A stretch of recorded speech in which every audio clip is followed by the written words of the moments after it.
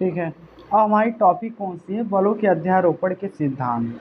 ठीक है, बलों के अध्यारोपण के सिद्धांत। अब हमको ये देखना है कि अब इस कॉन्सेप्ट का क्या मतलब है, principle of superposition of forces. ठीक है, अब क्या होता है, जैसे अब क्या होगा कि एक आवेश पर कई सारे आवेश उस पर बल लगाएंगे। तो वही हमको पता करना है कि अगर एक आवेश के ऊपर जो बहुत सारे आवेश जो बल लगा रहे हैं वो कितना बल लगा रहे हैं, यही हमको निकालना होगा इसमें। जैसे मान लेते हैं अगर एक व्यक्ति ए है, ठीक है, मान लेते हैं कोई पर्सन है, उसका नाम ए है, ठीक है, और कई लोग और हैं, बी है, सी है, डी है। हाँ, एक पर्सन ए था और एक पर्सन बी सी डी, कई लोग हैं। अब क्या होता है कि अब ए वाले बेचारे को बी भी मारता है, ठीक है, झगड़ा हो जाती है, बी ए की पिटाई कर देता है, सी भी ए की पिटाई कर देता है, डी भी ए की पिटाई कर देता है। ठीक है, समझिए बात को, बी भी ए को मार दिया, सी भी ए को मार दिया, डी भी इसकी पिटाई कर दिया। अब हमको पता लगाना है कि जो तीनों लोग मिलकर एक व्यक्ति को मारे हैं तो इसे कितना चोट लगी है। ठीक है, समझिएगा कॉन्सेप्ट को। जैसे यहाँ ये तीनों व्यक्ति मिलकर इस व्यक्ति को मारते हैं, तो हमें मुझे पता करना है कि इसे कितना चोट लगी, ए वाली व्यक्ति को कितना चोट लगी, किसके कारण, बी सी और डी के कारण। उसी प्रकार एक आवेश मान लीजिए Q यहाँ रखा है, ठीक है, दूसरा आवेश Q1 यहाँ है, Q2 यहाँ है, Q3 यहाँ है। अब हमें पता लगाना है Q1 के वजह से Q पर कितना फोर्स लग रहा है, Q2 के वजह से Q पर कितना बल लग रहा है, Q3 की वजह से Q पे कितना बल लग रहा है, वही हमको निकालना होता है। मतलब कई सारे आवेश की वजह से किसी एक आवेश पर कितना बल लग रहा है, वही हमको निकालना होता है। किसमें? बलों के अध्यारोपण के सिद्धांत में। इसका डेफिनेशन पढ़िए। इस नियम के अनुसार किसी बिंदु आवेश पर अन्य सभी आवेश के कारण लगने वाला परिणामी बल उस बिंदु आवेश पर प्रत्येक आवेश द्वारा लगाए गए सभी बलों का सदिश योग होता है। अब यहाँ पे देखिएगा सदिश योग होता है, अभी बताते हैं क्या है। आपने सिंपल समझ लीजिए, कोई बिंदु आवेश है, वहाँ पर क्या हो रहा है, अन्य सभी आवेश उस पर क्या लगा रहे हैं, बल लगा रहे हैं। ठीक है, बल लगा रहे हैं, उस बिंदु आवेश पर प्रत्येक आवेश द्वारा लगाए गए सभी बल सदिश योग। सदिश मतलब क्या होगा, जिसमें दिशा भी होगी। सदिश सदिश राशि होती है ना, जिसमें दिशा भी होगी। इसमें आप तो बल हमको निकालना पड़ेगा कि भाई जो तीनों तीनों आवेश की वजह से कितना बल लग रहा है, इसके ऊपर निकालना पड़ेगा। साथ साथ इसकी दिशा भी बतानी होगी, किस दिशा में बल लग रहा है, इसीलिए यहाँ लिखा है सदिश योग होते हैं। ठीक है, आइए देखते हैं इसे निकालते कैसे हैं। आइए, ठीक है, देखिएगा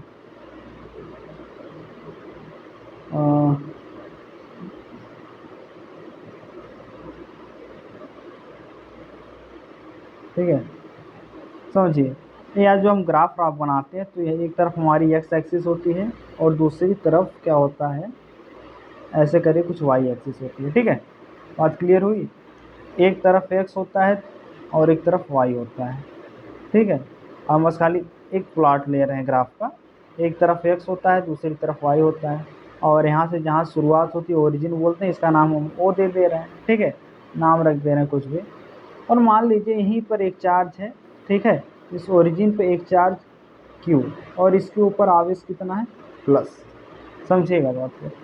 और यहाँ पे मान लेते हैं कोई आवेश है आपका Q1, और एक आवेश है Q2, और एक आवेश है मान लीजिए Q3। अब क्या है, ठीक है, ये पूरा सिस्टम है आपका, एक ग्राफ बन गया। ये ओरिजिन होती है, इसका नाम ओ रख दिया, और यहीं पर एक आवेश है Q, इसके ऊपर प्लस चार्ज है, और इन लोग के ऊपर भी कितना है, प्लस प्लस चार्ज है। ठीक है, इन लोग के ऊपर भी कितना है, प्लस प्लस चार्ज है। और यहाँ से कितनी दूरी पे, मतलब पोजीशन वेक्टर, पोजीशन कितने पे है, Q1 Q2 Q3। अब इनकी पोजीशन वेक्टर हमने ड्रॉ कर दिया। ठीक है ना, मतलब कि यहाँ से कितनी दूरी पे हैं, इनके बीच की दूरी कितनी है। मान लीजिए Q1 है, इनका नाम R रख देते हैं। ठीक, कितनी R दूरी पे है, R दूरी पे हैं, इनको भी R दूरी पे, इनको भी R दूरी पे। अब कन्फ्यूजन हो जाएगा कि सब ए भी आर कौन सा ले, इसीलिए कन्फ्यूजन ना हो इसका नाम रख देते हैं। चार्ज Q1 है तो इनकी दूरी R1 है, एक Q2 है तो इनकी दूरी R2, एक Q3 है, इनकी दूरी R3। ठीक है, बात समझ में आई। अच्छा, ये चीज़ आप जानते हैं कि नहीं, अगर कोई आवेश प्लस है, मान लीजिए ठीक है, एक बिंदु ए है, इसके ऊपर प्लस चार्ज है, वही बिंदु बगल में बी है, इसके ऊपर भी कितना है, प्लस चार्ज है। जब आवेश प्लस प्लस हो, ठीक है, अब इनके ऊपर बल लगेगा तो क्या होगा, दूर दूर जाएंगे। तो हम जब दो वस्तु के बीच में चार्ज प्लस प्लस होता है, ठीक है, तो फोर्स क्या होती है, बाहर की तरफ दिखाते हैं, किधर, बाहर की तरफ, किधर, बाहर की तरफ। ठीक है, जब प्रतिकर्षण होता है तो उसका बल हम कैसे दिखाते हैं, बाहर की तरफ। ये दोनों ए बी से बाहर, मतलब दूर दूर जाते हैं। ठीक है, जैसे देखिए ए क्या है, प्लस है, ए भी बी प्लस है।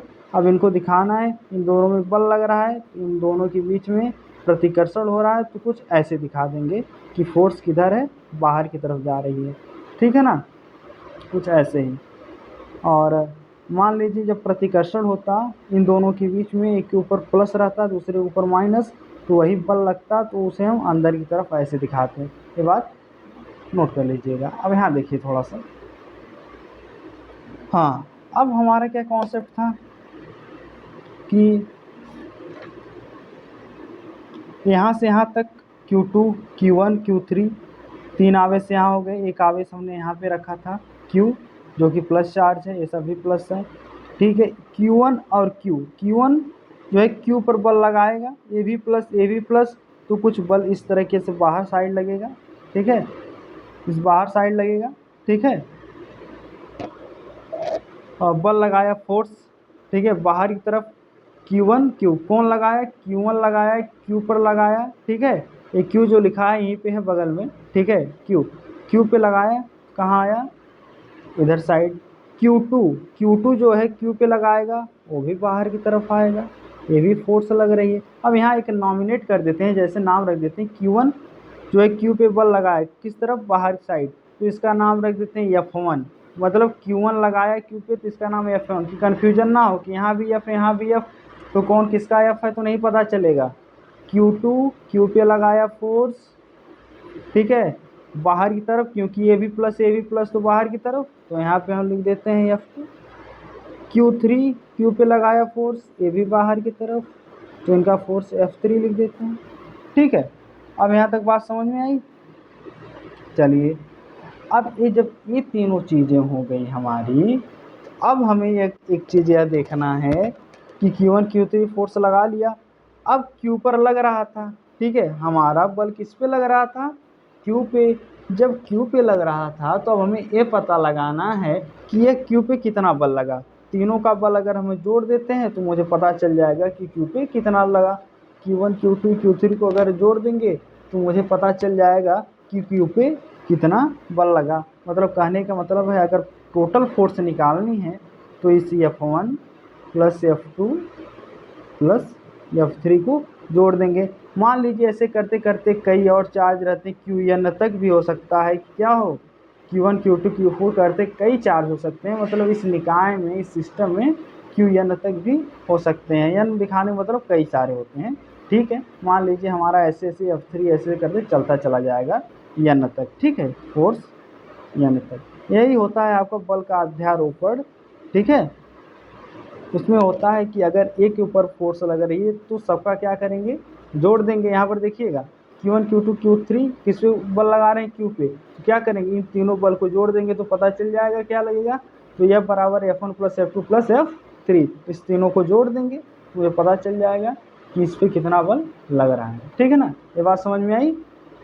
चलिए, अब वही जोड़ देते हैं, क्या करते हैं, अब उसी को हम जोड़ देते हैं।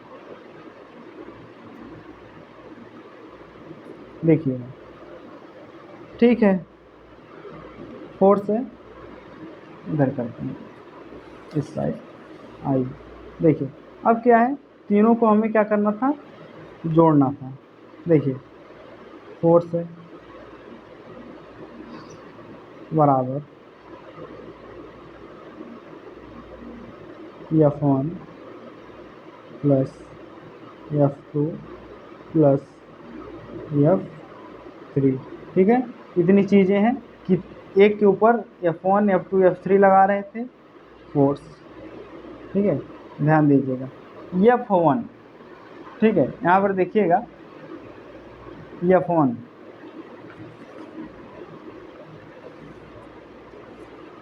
थोड़ा सा इसी पेज को देखते हैं। देखिए यहाँ पहले से समझ लेते हैं फिर चलते हैं आगे। F1 अब क्या है, हम क्या दो बिंदु आवेश के बीच में जो बल लगता है कूलाम का बल लगता है, ये चीज़ हम जानते हैं। यहाँ पर F1 F2 F3 है तो यहाँ पर क्या होगा, कूलाम का बल लगेगा, ठीक है। किसका बल लगेगा, कूलाम का लगेगा। F1 के किसी बीच में Q1 और Q और Q1 के बीच में कौन सा बल लगा रहा है, F1। तो यहाँ पे एक रफली पहले लिख लेते हैं फिर डायरेक्ट हम वहाँ लिख देंगे फोर्स, ठीक है, 1/4 pi epsilon not Q1 Q2, मतलब दो बिंदु के बीच में Q और Q1 के बीच में लग रहा है F1 ना। F1 force 1/4 pi epsilon not किसके बीच में लग रही है सर, Q और Q1 के बीच में। तो दो आवेश होते हैं Q और Q1 अपान r², इनके बीच की दूरी कितनी है, r1, मतलब r1 का स्क्वायर। अब क्या है, इस सदिश योग होता है, मतलब सदिश में चाहिए, मतलब दिशा भी चाहिए, तो किस दिशा में है देखिएगा। ये जो बल लग रहा है F1, ठीक है, Q1 Q पे बल लगा रहा है, किधर लग रहा है F1, तो किस दिशा में लग रहे हैं, R1 की दिशा में। देखिए किस दिशा में लग रही है बल, R1 की दिशा में क्या हो रहा है, बल लग रही है किस दिशा में, R1 की दिशा में। ध्यान दीजिएगा ये R1 की दिशा में क्या हो रहा है, हमारा बल लग रहा है। तो सिंपल हम इसका जिस दिशा में है R1 की दिशा में, तो एलॉन्ग R1 का ऊपर कैप लगा देते हैं R1 की दिशा में, ठीक है। और देखते हैं F2 पे, F1 हो गया प्लस F2, चलिए यहाँ लिख देते हैं F2, बाद में सब प्लस करेंगे एक साथ, ठीक है। F2 किसके बीच में लग रहा है, F2 ध्यान दीजिए, F2 Q और Q2 के बीच में, Q और Q2 के बीच में क्या लग रहा है, F2। तो लिख देंगे 1/4 पाई एप्सिलॉन नॉट Q2 अपान, अब इनके बीच की दूरी कितनी है, R2, कितनी है, R2। फार्मूले में जानते हैं r² होता है r² R2, और इनकी किस दिशा में है, एलॉन्ग टू, हमें देखना होता है किस दिशा में होती है। तो आप देखिए R2 इस दिशा में है, R2 के एलॉन्ग लग रहा है। देखिए Q2 Q पे फोर्स लगा रही है, तो आप ऐसे देख लीजिए किस दिशा में फोर्स जो F2 जा रही है किस दिशा में है, R2 की दिशा में है, किसकी, R2 की दिशा में। तो आप सिंपल से यहाँ पे लिख लेंगे R2 का कैप, ठीक है, F2 हो गया। अब बात करते हैं F3 की, ठीक है, किसकी, F3 बराबर, F3 में क्या है, F3 किसके बीच में, Q और Q3 के बीच में लग रहा है। इनके बीच की जो दूरी देख लीजिए R3 है, और किस दिशा में लग रही है बल, F3 इस दिशा में, मतलब R3 की दिशा में आप देख लीजिए Q3 इस पे फोर्स लगा रहा है, Q पे इधर गई, तो मतलब R3 की दिशा में जा रही है कि नहीं, R3 की दिशा यहाँ से यहाँ है, इसके अलावा लग रही है। तो हम क्या लिखेंगे कि किधर लग रहा है, R3, हम डायरेक्ट यहाँ लिख दे रहे हैं 1/4 पाई एप्सिलॉन नॉट Q और Q3 के बीच में लग रहा है। इनके बीच की जो दूरी है R3 है, स्क्वायर होता है R², और यहाँ पर दूरी R3 और किसके अलांग लग रही है, किसकी ओर लग रही है, R3 की दिशा में लग रही है। अब F1 F2 और F3 को जोड़ देंगे तो हमारा क्या मिल जाएगा, टोटल फोर्स मिल जाएगा, ठीक है ना। आइए इधर जोड़ते हैं इसे, हाँ। अब देखते हैं इधर F बराबर F1 F2 और F3, चलिए लिख लेते हैं। F1 क्या था, 1/4 pi epsilon not Q1 upon R1 का होल स्क्वायर, किस दिशा में, R1 प्लस 1/F2 कितना था 1/4πε0 Q2 अपॉन R2 का स्क्वायर, R2 की दिशा में लग रही थी बल दिशा में 1/4πε0 Q3 अपॉन R3 की दिशा में, फार्मूले में स्क्वायर होता है, स्क्वायर लगा दिया हमने। किस दिशा में बल लग रहा था? R3 की दिशा में, कैप लगा देते हैं। ठीक है, अब ये तीनों हमने क्या क्या कर दिया? ऐड कर दिया। जब ऐड कर दिया, अब देखिए आप कह सकते हैं कि ऐसे क्या होता है, जोड़ देंगे तो हमें क्या मिल जाएगा? दिशा के साथ साथ हमको पता चल जाएगा कि एक बल के ऊपर, एक आवेश के ऊपर कितना बल लग रहा है। जो कई सारे आवेश एक आवेश के ऊपर कितना बल लगाते हैं, बस ये सिंपल हम ऐसे निकाल लेंगे। फार्मूला होता है यह बराबर, कॉमन क्या क्या आ रहा है? 1/4πε0 इसमें भी है, इसमें भी है और इसमें भी है। ठीक है, ये तीनों में आपको मिल गए, तो तीनों कॉमन, इसमें से कॉमन कर लें 1/4πε0 को। ठीक है, 4πε0 को हमने कॉमन कर लिया, कोई दिक्कत? कोई दिक्कत नहीं। Q1 Q2 Q3, यहाँ पर Q कॉमन दिख रहा है, Q को बाहर निकाल लेते हैं। ठीक है, अब कुछ कॉमन नहीं है, सब R1 R2 अलग अलग हैं, कोई कुछ कॉमन नहीं है। अब क्या बचा? अंदर क्या बचेगा? A और A बाहर है, तो बचेगा क्या? Q1 अपॉन R1 का square, R1 cap plus Q2 upon R2 का स्क्वायर, R2 कैप प्लस क्या बचेगा? Q3 अपॉन R3 का स्क्वायर, R3 कैप। ठीक है, यही आपका क्या है? बलों के अध्यारोपण का सिद्धांत का मतलब टोटल ये यही है। ठीक है, अब क्या किया मैंने, सभी फोर्सेस को एक साथ जोड़ के हम निकाल लेंगे कि कितना बल लग रहा है एक आवेश के ऊपर कई सारे आवेश के कारण। यही होता है, इस पर डायरेक्ट आपको ऐसे नहीं पूछे जाएगा, इस पर क्वेश्चन पूछे जाते हैं, वो भी हम करा देंगे। और कोई भी समस्या हो, कुछ भी हो, आप कमेंट सेक्शन में कमेंट लिख सकते हैं और हमें बता दीजिए। जो चीज़ ना समझे हम तुरंत आपका डाउट सॉल्व करने के लिए तैयार हैं। ठीक है ना, यही चीज़ है। इसी से हम क्या करते हैं, अपने सभी फोर्सेस कितने, उनके आवेश पे कितने बल लग रहे हैं उसको निकाल सकते हैं।